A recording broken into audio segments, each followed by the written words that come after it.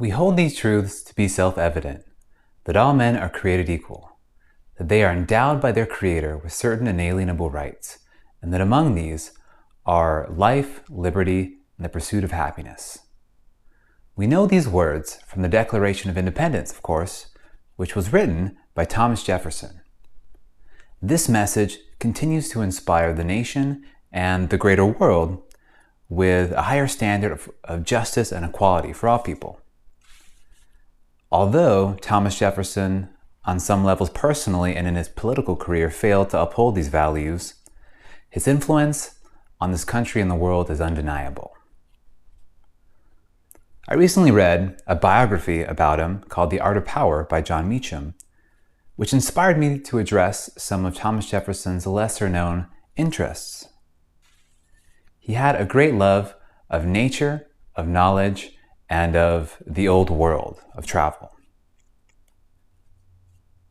And these interests ultimately shaped his personality and his worldview. So let's discuss his first love, which is nature.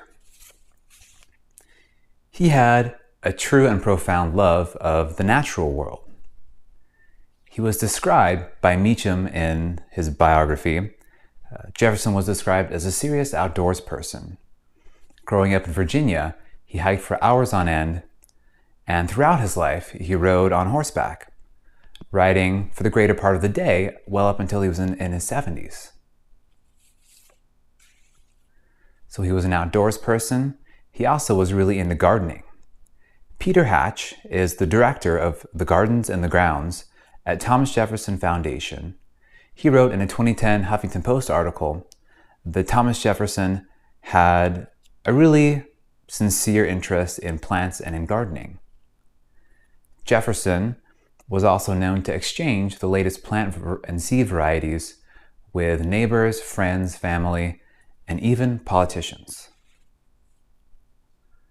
So Jefferson had a great love of nature, and he also followed his intellectual pursuits with a great rigor.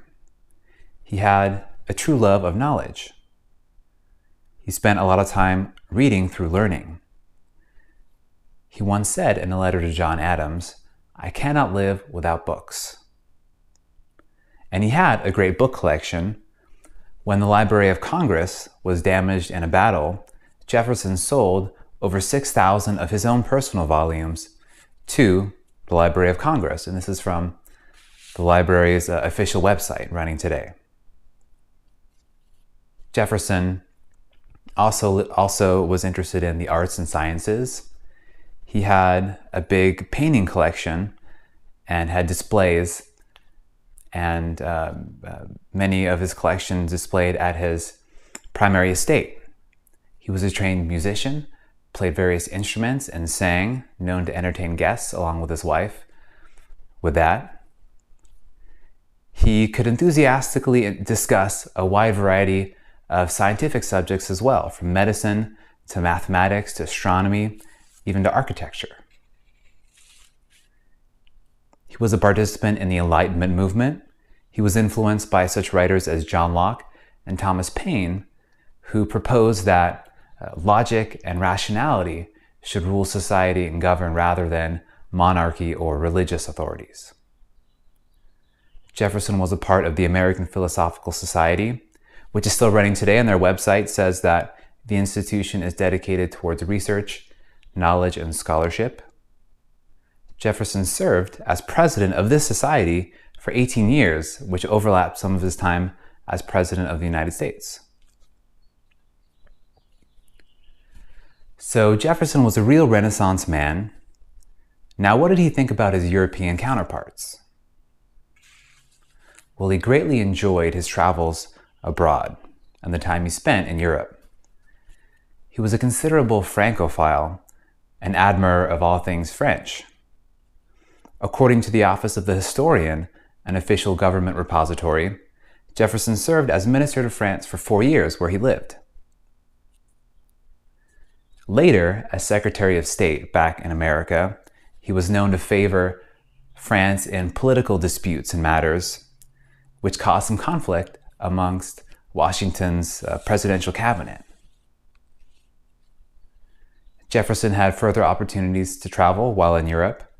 He met John Adams in England to connect with political contacts, as well as to learn more about England, which at the time, of course, was America's main adversary. He also spent 3 months traveling through Italy and through the south of France, soaking up a greater part of Europe's rich history.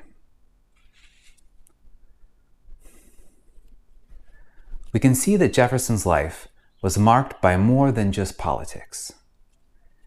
He also had a great love of nature, of knowledge, and of travel, and these passions contributed to his personality and his worldview. His legacy and influence is vast and widespread. So today, we can reflect on our own interests and see how those might be molding us. So to close this speech, I'd like to ask you, what are you passionate about, and how might that shape your destiny?